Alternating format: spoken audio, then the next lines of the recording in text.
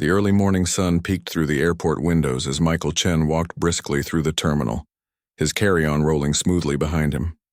As the CEO of Next Wave Technologies, one of the country's fastest-growing software companies, he was used to tight schedules.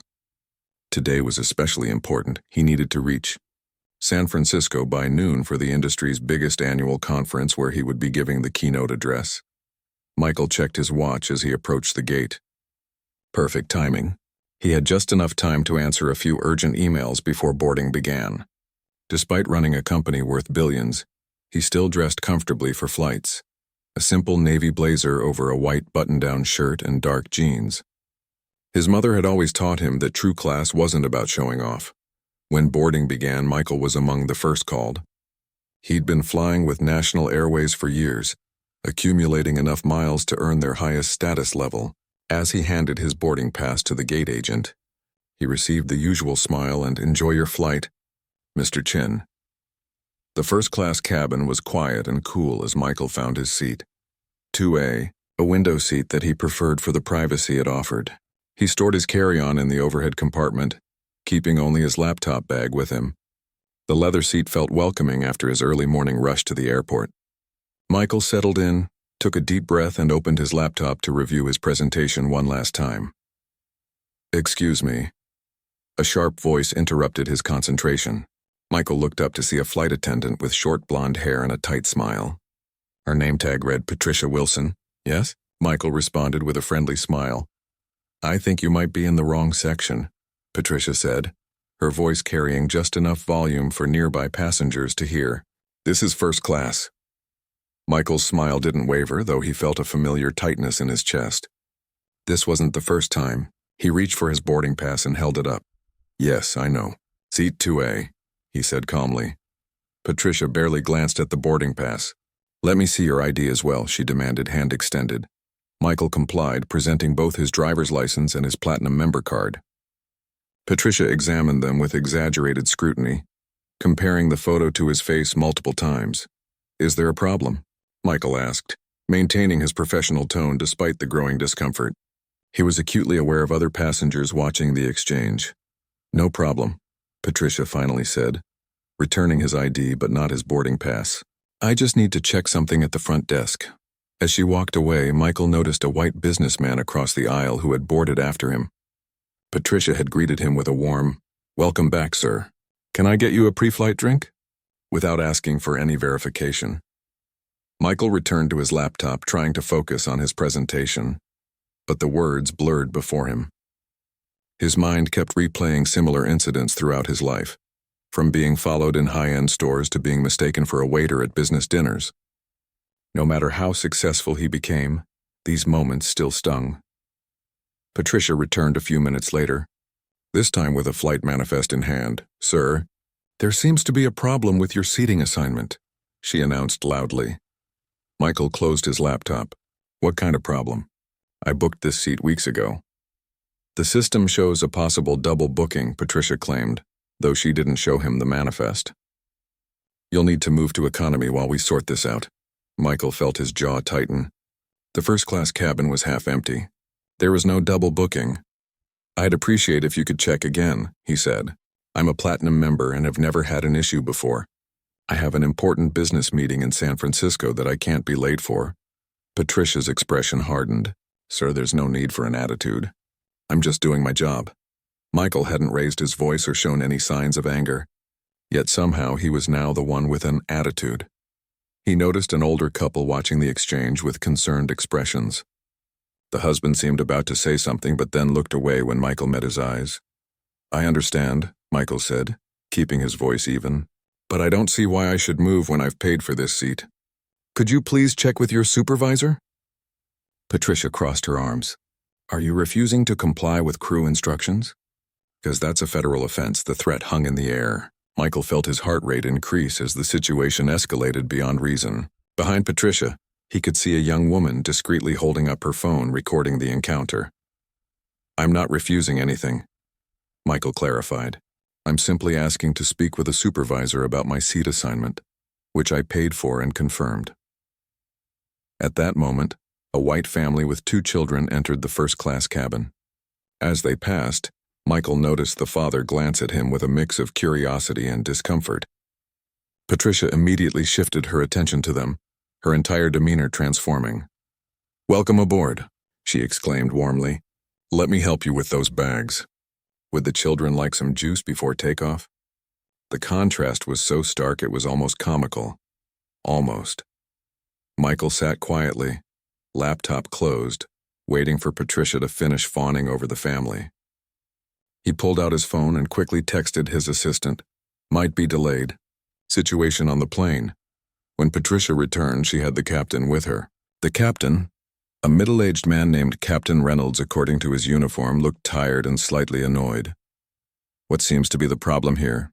he asked, directing the question to Patricia rather than Michael. "This gentleman is causing a disturbance and refusing to move seats despite a booking issue," Patricia explained. Michael felt a surge of frustration. "That's not accurate," he said calmly to the captain. "I have a confirmed first-class reservation that I've had for weeks. I've shown my boarding pass and ID. There's been no explanation of what the supposed booking issue is." The captain barely looked at him. "Sir, for the smoothness of operations, I'm going to have to ask you to comply with the crew's instructions. We can sort this out after we're airborne. Or," Michael suggested reasonably, "we could sort it out now by checking the actual booking system. I'm happy to wait while that happens." More passengers were boarding now, creating a slight traffic jam as they tried to move past the scene in the first-class cabin. Patricia's voice rose another notch. "Sir, you need to move to economy now or deplane. Those are your options." Michael looked around the cabin. Several passengers were now openly staring. Some looked uncomfortable, others curious, and a few seemed to be enjoying the drama. No one spoke up. In that moment, Michael made a calculation familiar to many in his position. He could continue to stand his ground and risk being labeled aggressive or difficult. He might even end up in handcuffs, another viral video of a person of color being removed from a plane. Or he could swallow his pride, accept the injustice, and try to salvage his important day. Before he could decide, Patricia made the choice for him. "Captain, he's refusing to comply." "Should I call security?" Michael saw the captain's expression shift into something harder. This was quickly moving beyond reasonable discussion. He felt a cold wave of realization wash over him. This wasn't about a seating mix-up. This was something else entirely. As more phones came out to record the incident, Michael saw Patricia's eyes dart around nervously. She hadn't expected an audience. In the digital age, these moments didn't just disappear anymore. The captain leaned closer to Michael. "Sir, please don't make this more difficult than it needs to be. You can either move to economy, or you can deplane and sort this out with customer service." Michael thought of his keynote speech, the months of preparation, the 500 industry leaders waiting to hear his vision for the future of technology. He thought of his company's employees, investors, and customers. With a dignity that belied his inner turmoil, Michael stood up and collected his laptop bag. "I'll deplane," he said quietly, "and I'd like both of your names and employee IDs for my conversation with customer service." The relief on their faces was immediate and telling. They hadn't expected him to be so calm, so professional. Perhaps they had hoped for an outburst that would justify their treatment. As Michael moved toward the exit, he heard Patricia already directing another passenger into his seat, a late-arriving businessman who hadn't been part of the original double booking claim. The pieces fell into place, painting a picture far uglier than a simple seating mistake. Michael stepped back into the jetway, his mind already racing ahead to what would come next. This wasn't over. Not by a long shot. The terminal felt colder somehow as Michael Chen walked back through the jetway, escorted by a confused-looking gate agent. His mind was racing, calculating the fallout from what had just happened. The conference in San Francisco was less than 5 hours away. His keynote speech had been months in the making. "Sir, can I help you understand what happened?" The gate agent asked, genuinely concerned. Her name tag read Diana. "I wish I knew," Michael replied, his voice steady despite the storm of emotions inside. "I was told there was a double booking in first class, but I watched as they gave my seat to someone else who boarded after me." Diana frowned, tapping at her computer terminal. "That's strange. I don't see any booking issues flagged in the system." She looked up, meeting his eyes directly. "Would you like me to check with my supervisor?" Yes, please, Michael said, grateful for her professionalism. While Diane made a call, Michael pulled out his phone. He had 6 new text messages and 3 missed calls from his assistant. Hi. As the CEO of Next Wave Technologies, Michael was used to putting out fires, but he never expected to be the center of one himself. He called Raj. Hey, I've got a situation here. What's going on? Raj asked. Your car is already waiting in San Francisco. I'm not on the plane, Michael explained, keeping his voice low. There was an incident. Flight attendant insisted my seat was double booked, made me deplane. I need to find another way to get to San Francisco ASAP. Raj didn't waste time with unnecessary questions. On it, I'll find you another flight. Should I contact legal? Michael looked toward the plane where passengers were still boarding. Through the windows, he could see Patricia, the flight attendant, laughing with the man now sitting in his seat. Yes, Michael decided. Contact Lena in legal. But tell her I don't want to make a scene. I just want documentation of what happened. As he ended the call, Diana returned with her supervisor, a tall man with gray hair and a concerned expression. Mr. Chen, I'm Robert Gaines, the terminal manager. Diana tells me you were removed from your flight due to a seating issue. Michael explained the situation calmly, describing Patricia's behavior, the supposed double booking, and how quickly it escalated to threats of security involvement. Robert listened attentively, his frown deepening. That doesn't sound right at all. Let me check the system. He typed quickly on Diana's terminal, then shook his head. There's no record of any double booking on this flight. Your seat was confirmed weeks ago. Michael wasn't surprised, but the confirmation still stung. This hadn't been a mistake. This had been deliberate. I'd like to see the security footage, Michael said. Robert hesitated. That's not something we typically share with. I understand, Michael interrupted politely. But I think we both know this wasn't about a booking error. I'm not looking to make trouble for your airline, but I do need to understand exactly what happened. Robert studied Michael's face, noting the expensive watch, the tailored blazer, the quiet confidence that came from leading a Fortune 500 company. He made a decision. Give me 15 minutes. Diana will take you to our premium lounge while I look into this further. In the quiet of the lounge, Michael sat with a coffee he didn't drink, watching the minutes tick by on his watch. His phone buzzed with a text from Raj. Got you on a private charter. Leaves in 90 minutes. We'll get you to SF with 30 minutes to spare before your speech. Michael texted back his thanks, relieved but still troubled by what had happened. He'd faced discrimination before. The security guards who followed him in luxury stores. The people who assumed he was IT support rather than the CEO at business gatherings. But this was different. This was blatant, public, and recorded. His phone buzzed again. This time it was Lena from legal. Raj filled me in. Do you want to pursue this? Michael thought carefully before responding.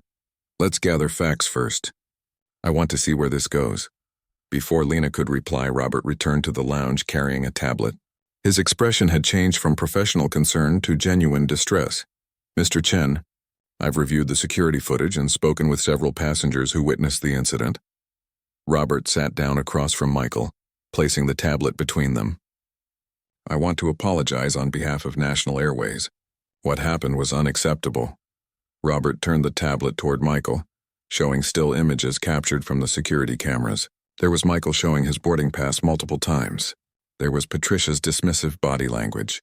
And there was the most damning evidence. Patricia directing another passenger to Michael's seat immediately after he deplaned. There was never any double booking. Robert confirmed.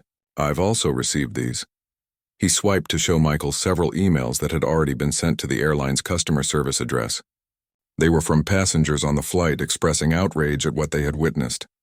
One email read, I am disgusted by what I just saw on flight NA372. A flight attendant discriminated against a well-dressed gentleman for no apparent reason other than his appearance. I have video of the entire incident and will be sharing it if this is not addressed immediately. Michael felt a mix of vindication and weariness. What happens now? First, we need to make this right for you, Robert said. I understand you have an important event in San Francisco. We can get you on the next flight out, which leaves in 40 minutes. You'll have a first-class seat, of course, and my personal guarantee that you'll be treated with the respect you deserve. Michael shook his head. Thank you, but my assistant has already arranged alternative transportation. He didn't mention the private charter. No need to emphasize the resources at his disposal. Robert nodded, understanding. In that case, is there anything else we can do for you right now? Just tell me what steps you'll be taking regarding the flight attendant and the captain who supported her decision without investigating. Robert's expression turned serious. I've already filed a formal incident report. Both will be interviewed when the flight returns. We have a zero-tolerance policy for discrimination of any kind. He paused. May I ask? Would you be willing to file a formal complaint? It would strengthen our case for appropriate action. Michael considered the request. Part of him wanted to walk away, to focus on his speech and his company. But another part remembered the feeling of standing there while others watched. The humiliation of being singled out despite his success, his education, his humanity. I'll have my legal team send over a statement, Michael agreed, and I'd appreciate copies of those security images for our records. Robert seemed relieved. Of course. I'll email them directly to you. He handed Michael his business card. Please contact me personally if you need anything else. As they shook hands, Robert added, Mr. Chen, I want you to know that I'm truly sorry this happened on our watch. Michael nodded, appreciating the sincerity.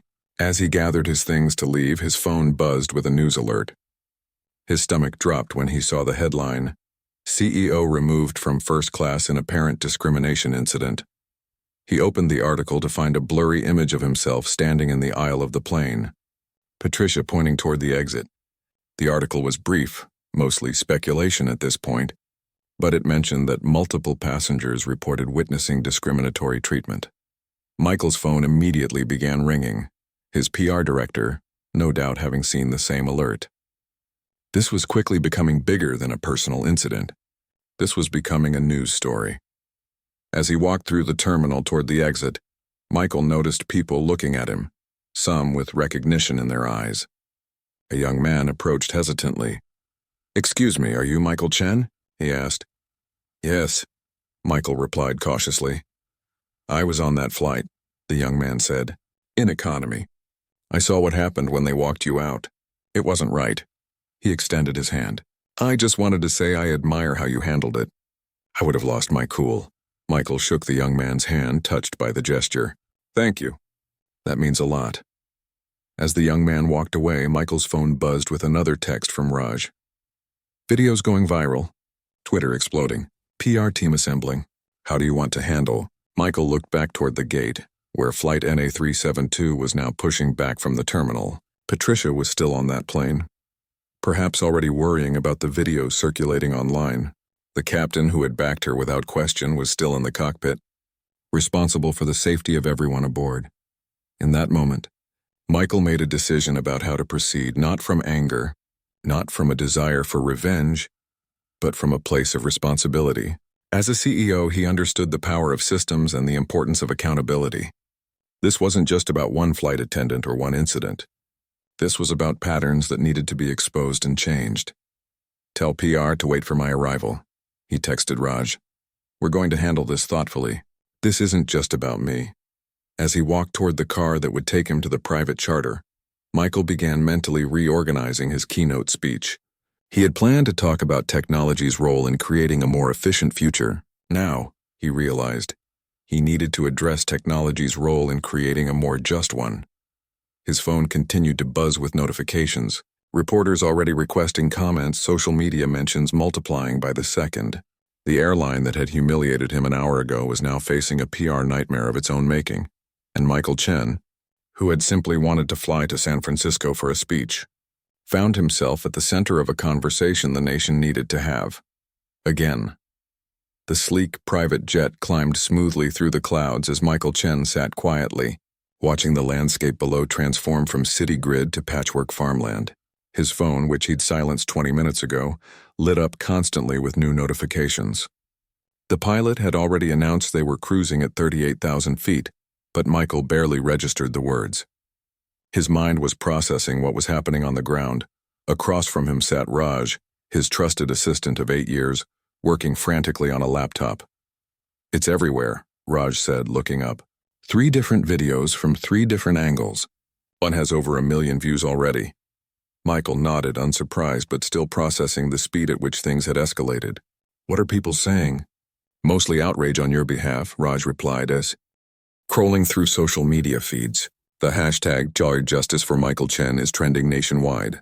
People are calling for boycotts of national airways. Michael ran a hand over his face. He hadn't asked for any of this. He'd simply tried to take a flight to give a speech. There's something else, Raj added cautiously. People have identified you as the CEO of NextWave. The company's getting flooded with messages of support.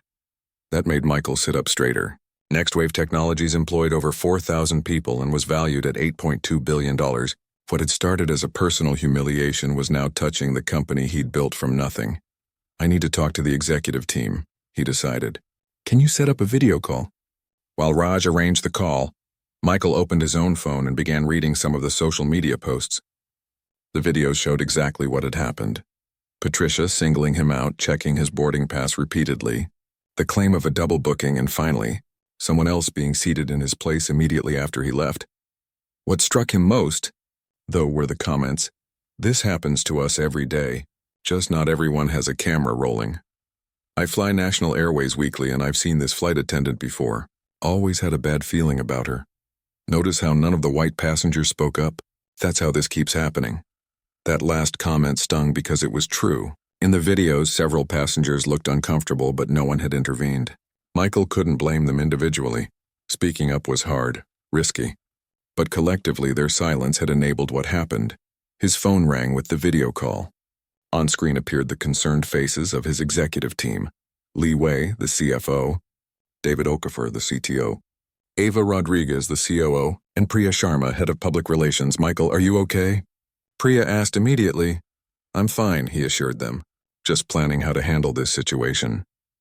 "The airline CEO has been trying to reach you," Lee informed him. "Their stock is down 8% already this morning." Michael nodded. "I'm not surprised. But I'm more concerned about how this affects our company and our employees. Priya, what's your take?" Priya adjusted her glasses, all business now. "We're getting media requests by the minute.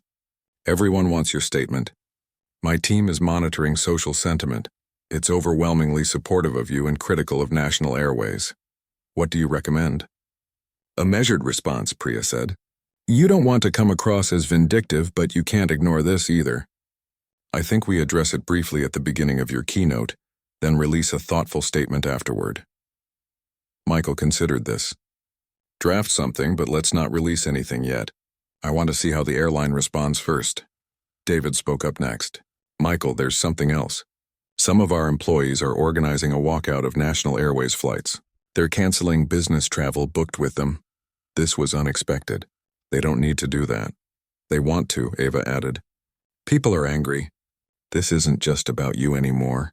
You've become a symbol of something bigger."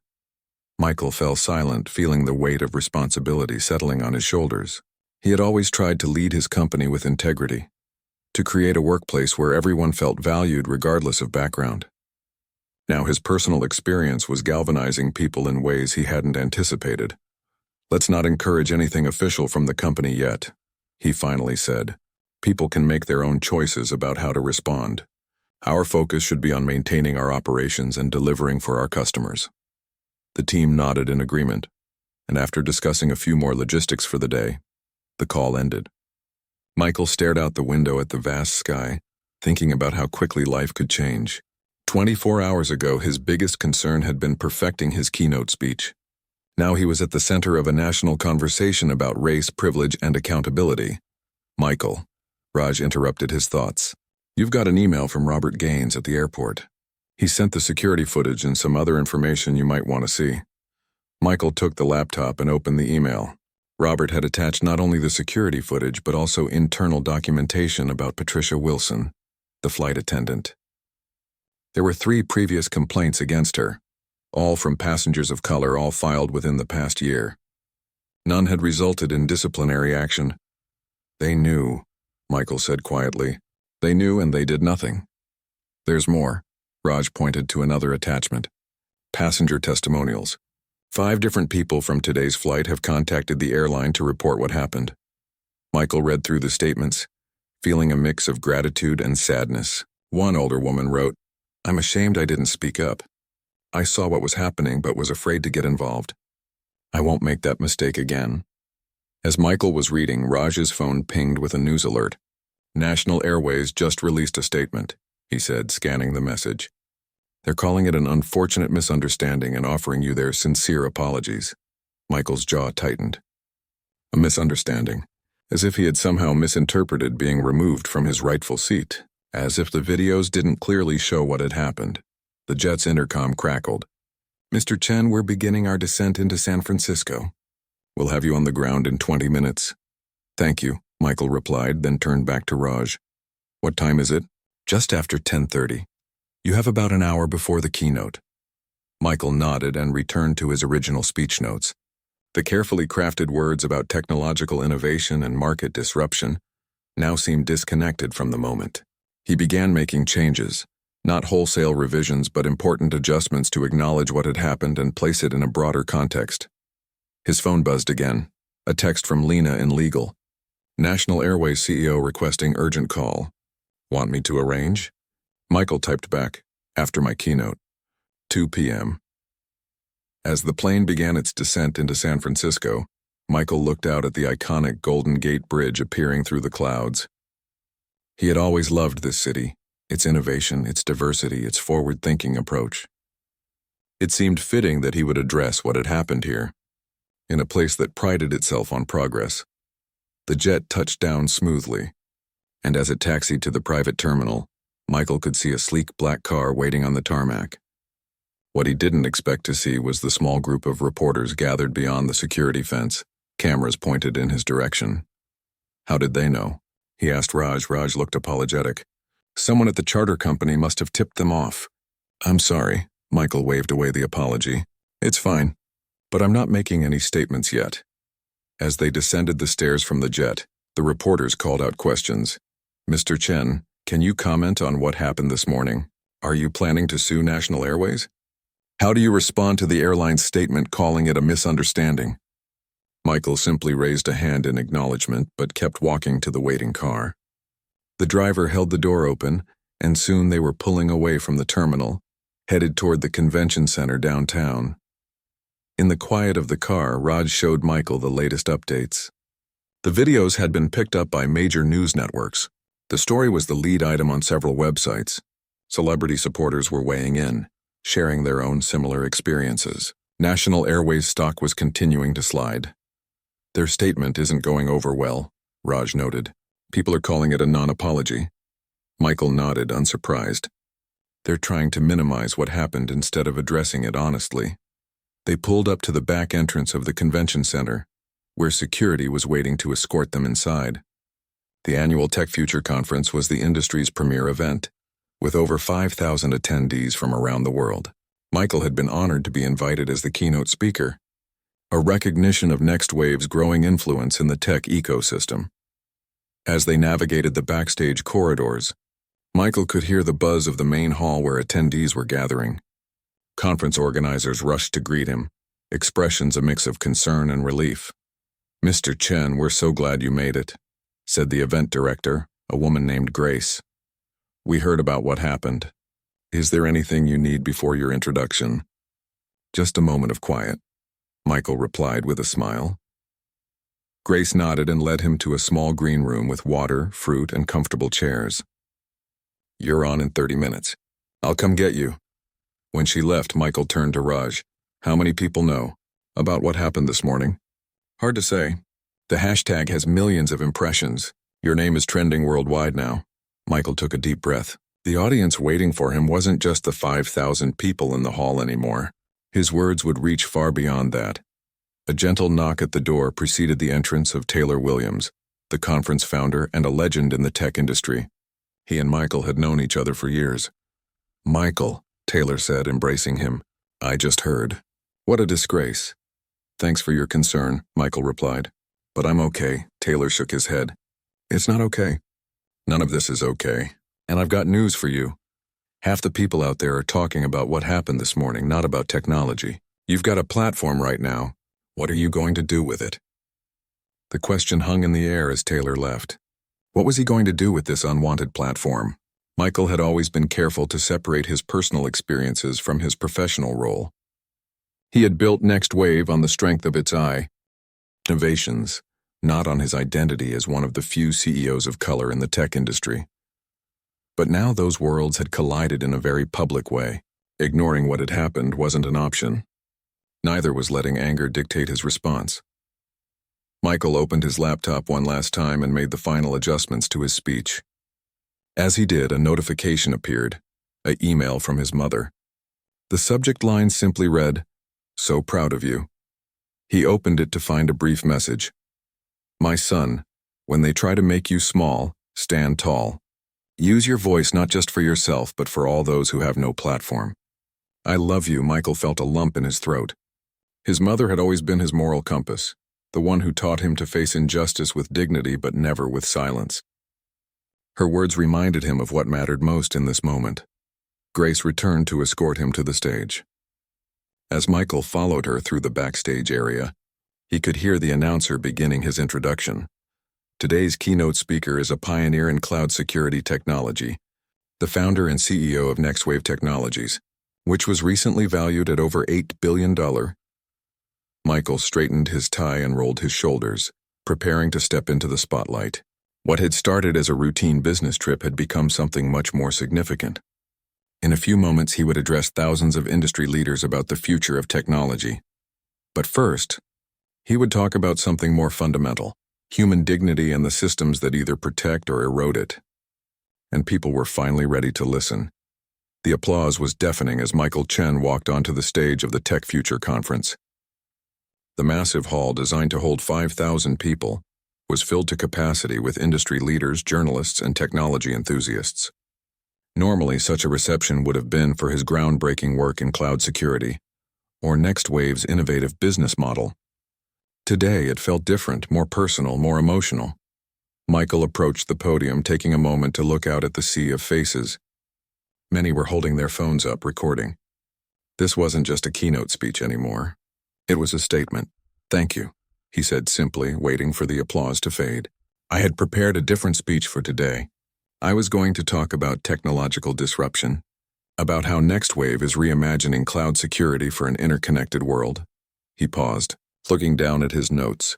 "And I will still discuss those things. But first, I need to address what happened this morning because it's relevant to the work we all do in this room." A hush fell over the audience. On social media, live comments were already flooding in as people tuned into the conference's stream. "Many of you have probably seen the videos," Michael continued. "This morning I was removed from a first-class seat on a National Airways flight despite having a valid ticket. The flight attendant claimed there was a double booking. There wasn't." His words were measured, his tone calm. This wasn't about anger. It was about clarity. "I'm not here to vilify an airline or a single employee. I'm here to talk about systems and how they fail. Because as technologists, that's our domain, building systems that work for everyone." In the convention center's control room, the social media team watched in amazement as their metrics exploded. The livestream viewer count had jumped from the usual 5,000 to over 50,000 in minutes. Hashtags related to Michael and the incident were dominating Twitter. News sites were embedding the stream on their homepages. Back on stage, Michael continued. "The system failed this morning. Not just because a flight attendant showed bias, but because the structures that should have prevented or corrected that bias didn't work. The captain didn't investigate. The airline had ignored previous complaints. And most passengers, good people I'm sure, stayed silent." He looked up from his notes, making eye contact with sections of the audience. "This isn't a story about me. I'm fine. I made it here, as you can see. I have resources and privileges many don't. This is a story about the millions of people who face these moments without cameras rolling, without the protection of status or title, without a platform to speak from afterward." In the National Airways headquarters across the country, emergency meetings were unfolding in real time. The CEO, Jeffrey Barnes, sat at the head of the conference table, surrounded by executives from legal, PR, and operations. On the wall screen, they watched Michael's speech live. "This is a disaster," muttered the PR director, scrolling through her phone. "Our stock is down 14% and falling. Customers are canceling flights. Corporate accounts are threatening to pull their business." Jeffrey Barnes looked pale. "Get me comprehensive data on all diversity complaints over the past 5 years. And find out everything you can about our relationship with NextWave Technologies." An assistant leaned over and whispered something in his ear. Jeffrey's expression darkened further. NextWave spends $4.2 million annually on corporate travel with us, he announced to the room, and they've just announced they're suspending all bookings effective immediately. Back at the conference, Michael was skillfully weaving the morning's events into the broader themes of his original speech. When we build technology, we embed our values into the code. Algorithms reflect the biases of their creators, whether we intend them to or not. The same is true for companies, for policies, for cultures. Today reminded me that we need to be intentional about the systems we create, both digital and human. In the audience, phones buzzed with breaking news alerts. National Airways stock had triggered circuit breakers, halting trading temporarily after falling too quickly. The airline's weak initial response, calling the incident a misunderstanding, was being torn apart on social media. Business analysts were calculating the potential financial impact, with early estimates suggesting losses in the hundreds of millions. Backstage, Raj watched on a monitor, fielding calls and messages from NextWave's executive team. The company's PR director texted, "He's striking the perfect tone.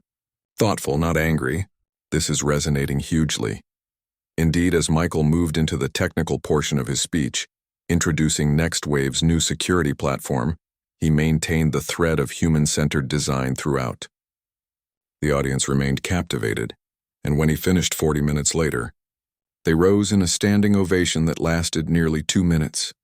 As Michael left the stage, conference attendees crowded the aisles, many trying to approach him. Security created a path for him to exit safely to the backstage area, where Taylor Williams waited. That, Taylor said with admiration, was a masterclass in leadership. You didn't just address what happened, you elevated it into a lesson for the entire industry. Michael shook his hand. I just spoke from the heart. Well, your heart is causing an earthquake in the airline industry, Taylor replied, showing Michael his phone. National Airways is in free fall. And it's not just social media outrage, they're losing real money and real contracts. Michael frowned slightly. He hadn't intended to destroy a company. That wasn't my goal. Maybe not, Taylor said. But accountability rarely comes without pain. Speaking of which, their CEO has been trying to reach you. Apparently he's been calling everyone who might have your number. Michael nodded. I know. We're scheduled to talk at 2 p.m. Back in his private green room, Michael found a moment of quiet to collect his thoughts. His phone showed over 100 missed calls and messages, including one from his mother. You made me proud today. Standing with dignity is its own victory. Raj entered with bottled water and a plate of fruit. The speech is everywhere. Every news network, every tech site. Michael Chen Speaks is trending #1 globally. Michael took a deep breath. What about National Airways? Are we sure we want to suspend all business with them? That's a lot of employees who had nothing to do with what happened. Raj looked thoughtful. It sends a powerful message. But you're right. It also impacts innocent people.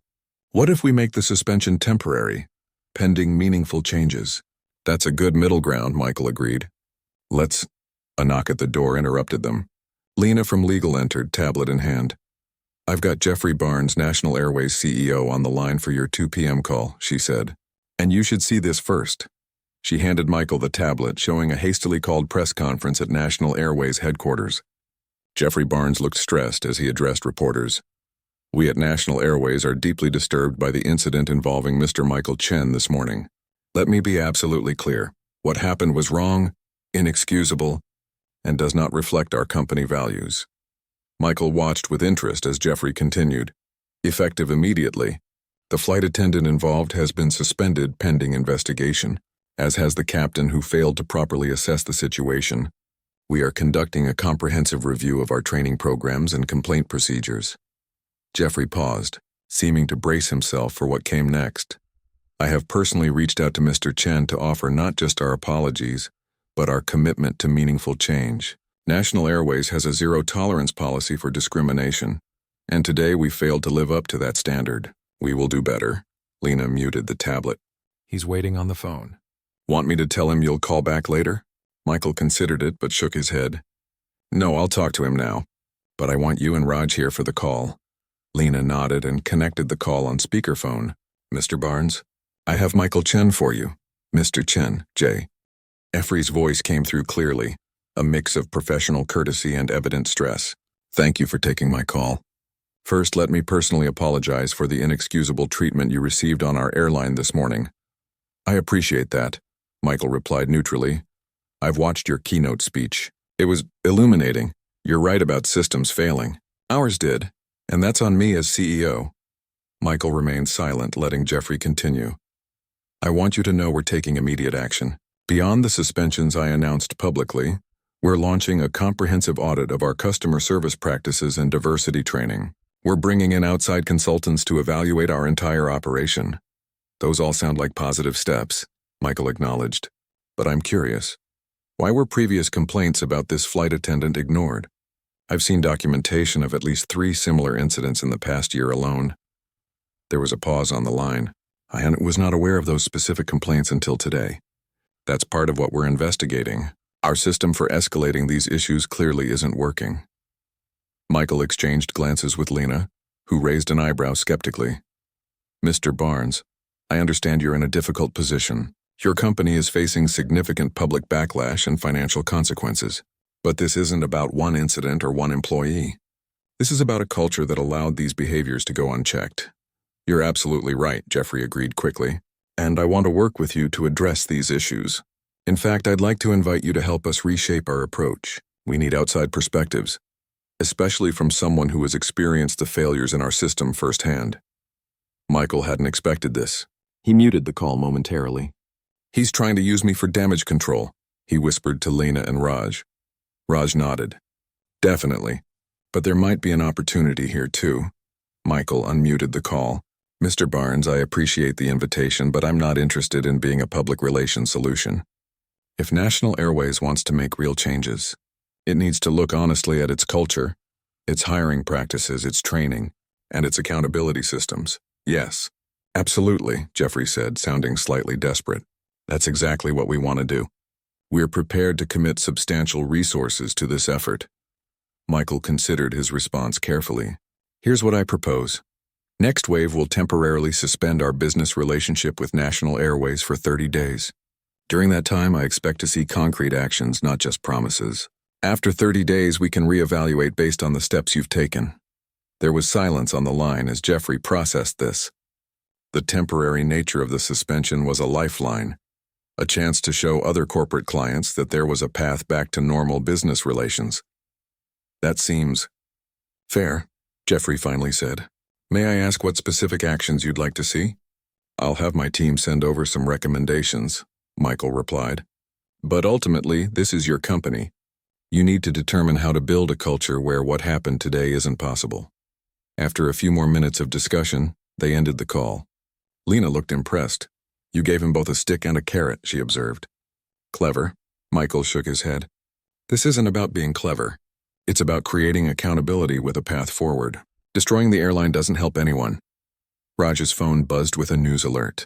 While your approach is making waves, 3 other major companies just announced they're following Next Wave's lead, suspending business with National Airways for 30 days pending substantive changes. Michael wasn't surprised. The business world was watching his response carefully, looking for a template to follow. Companies wanted to be on the right side of the situation, both morally and in terms of public perception. The rest of the afternoon passed in a blur of meetings, interviews, and conversations. Michael spoke briefly with several major news outlets, maintaining his measured tone throughout.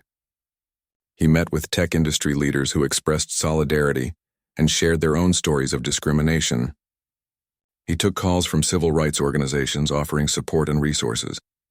By evening, when Michael finally returned to his hotel suite, the story had evolved beyond a single incident into a national conversation about corporate accountability and systemic bias.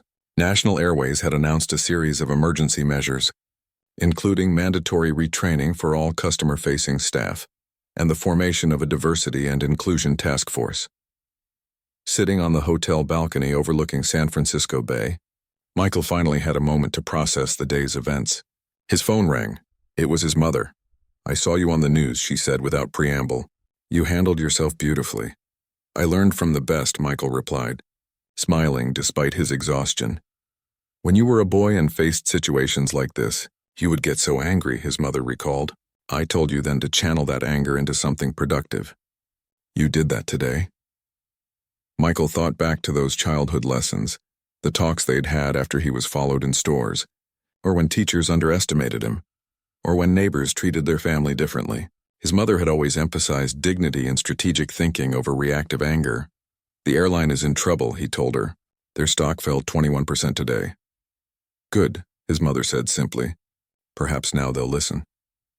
After they hung up, Michael looked at one final email that had arrived from Robert Gaines, the terminal manager from the morning's incident. Attached was a copy of the formal complaint filed against Patricia Wilson, the flight attendant, and Captain Reynolds. The document detailed the events, included statements from witnesses, and outlined the initial disciplinary actions taken. At the bottom was a personal note from Robert. Mr. Chen, I want you to know that your handling of this situation has sparked important conversations within our organization. Changes that should have happened long ago are finally being addressed. Thank you for your grace under difficult circumstances.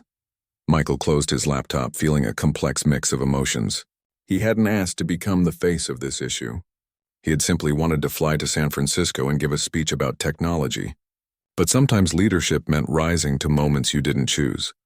Tomorrow would bring more questions, more interviews, more decisions about how to use this unexpected platform. But for tonight, Michael allowed himself to feel satisfied that he had responded with dignity rather than rage, with purpose rather than vengeance. As the lights of the city twinkled below, he thought about systems, how they fail, how they can be fixed, and how sometimes it takes a very public failure to create the momentum for meaningful change. 3 months had passed since the incident that thrust Michael Chen into an unexpected spotlight. The San Francisco morning was crisp and clear as his car pulled up to National Airways headquarters. The modern glass building reflected the blue sky, giving no hint of the internal transformations that had unfolded within its walls over the past 90 days.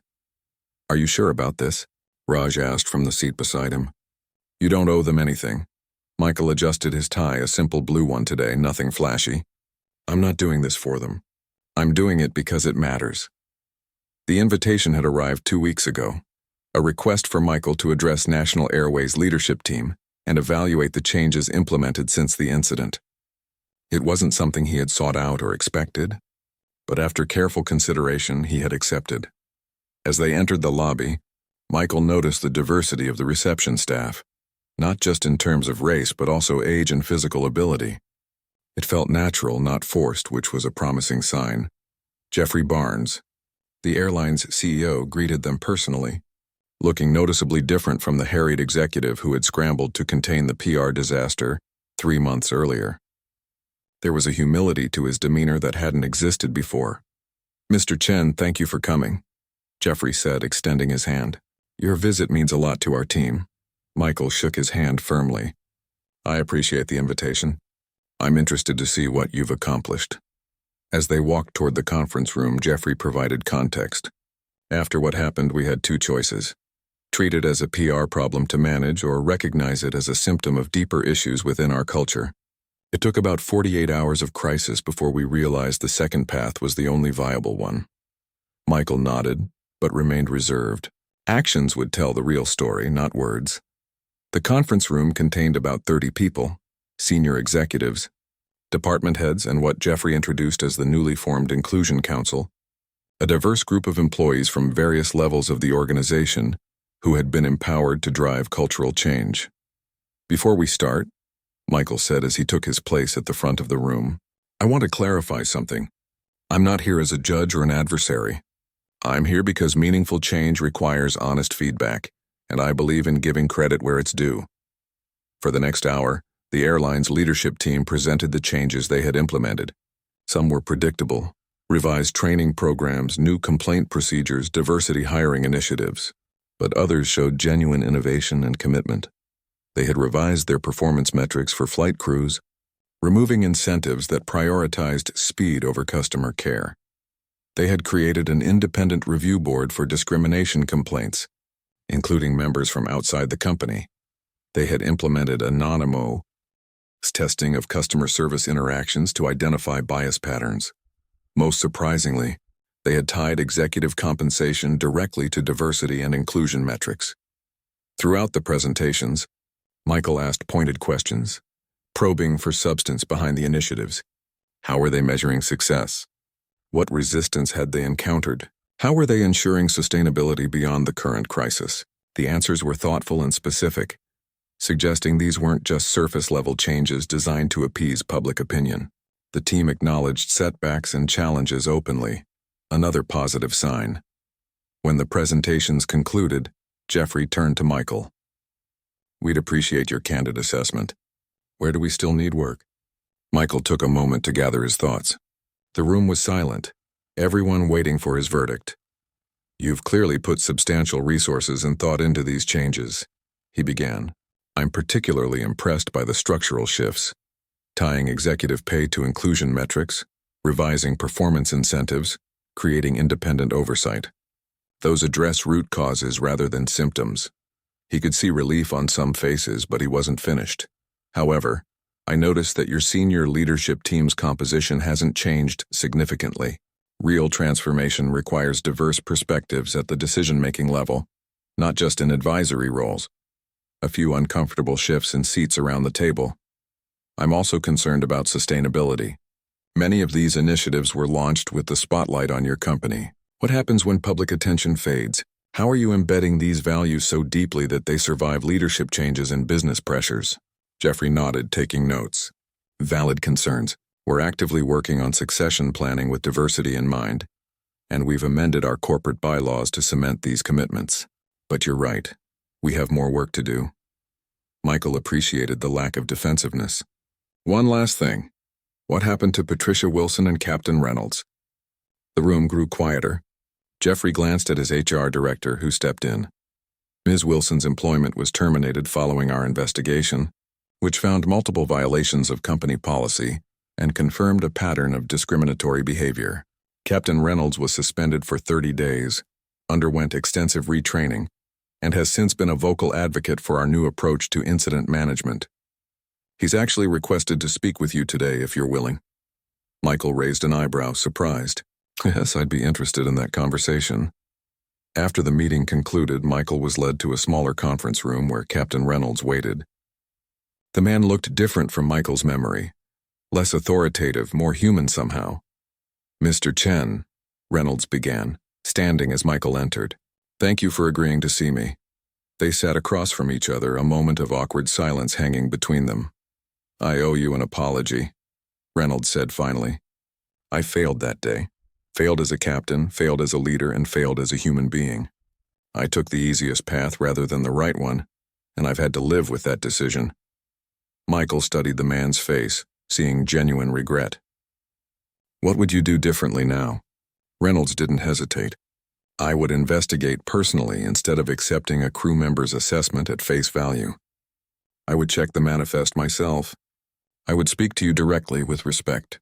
And if I found what I now know to be true, that there was no booking issue, I would ensure you remained in your rightful seat. He paused, then added, the hardest part has been recognizing that I acted on unconscious biases I didn't want to believe I had. That's been humbling, Michael nodded. It was a self-awareness many people never developed. The video of that incident is now part of our training program. Reynolds continued. I introduce it personally and talk about my failures that day. It's uncomfortable every time, but necessary. That takes courage, Michael acknowledged. Reynolds shook his head. Not as much as it took for you to handle that situation with the dignity you showed. Many would have responded with justified anger. After they finished talking, Michael rejoined Raj in the main lobby. Jeffrey was waiting to escort them out. One last thing before you go, Jeffrey said, gesturing to a wall where a new plaque hung.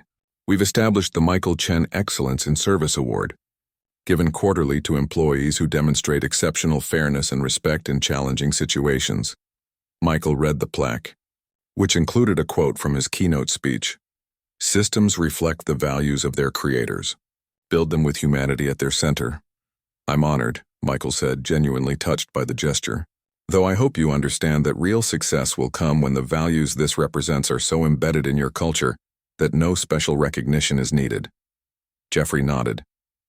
That's exactly the point. This is a transitional tool, reminding everyone of our journey. As they walked to their car, Raj checked messages on his phone. The Next Wave board is thrilled with how this turned out.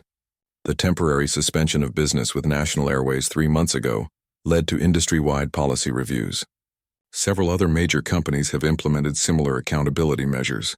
Michael nodded, watching employees enter and exit the airline headquarters, people simply going about their workday unaware that he was observing them.